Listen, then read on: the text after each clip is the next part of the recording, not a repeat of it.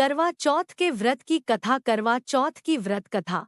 करवा चौथ की कहानी है कि देवी करवा अपने पति के साथ तुंगभद्रा नदी के पास रहती थी। एक दिन करवा के पति नदी में स्नान करने गए तो एक मगरमच्छ ने उनका पैर पकड़ लिया और नदी में खींचने लगा। मृत्यु करीब देखकर करवा के पति करवा को पुकारने लगे। करवा दौड़कर नदी के पास पहुंची और पति को मृत्यु के मुंह में ले जाते मगर को देखा। करवा ने तुरंत एक कच्चा धागा लेकर मगरमच्छ को एक पेड़ से बांध दिया। करवा के सतीत्व के कारण मगरमच्छा कच्चे धागे में ऐसा बंधा कि टस से मसना नहीं हो पा रहा था।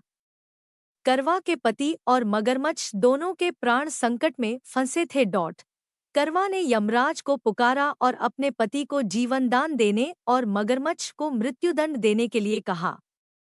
यमराज ने कहा, मैं ऐसा नहीं कर सकता क्योंकि अभी मगरमच्छ की आयु शेष है और तुम्हारे पति की आयु पूरी हो चुकी है। क्रोधित होकर करवा ने यमराज से कहा, अगर आपने ऐसा नहीं किया तो मैं आपको शाप दे दूंगी। सती के शाप से भयभीत होकर यमराज ने तुरंत मगरमच्छ को यमलोक भेज दिया और करवा के पति को जीवन दान दिया।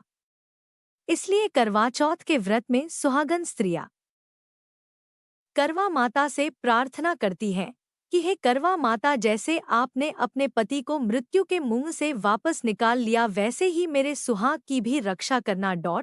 करवा माता की तरह सावित्री ने भी कच्चे धागे से अपने पति को वट वृक्ष के नीचे लपेटकर रख था।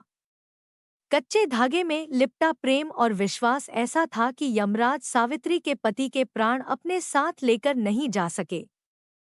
सावित्री के पति के प्राण को यमराज को लौटाना पड़ा और सावित्री को वरदान देना पड़ा कि उनका सुहाग हमेशा बना रहेगा और लंबे समय तक दोनों साथ रहेंगे।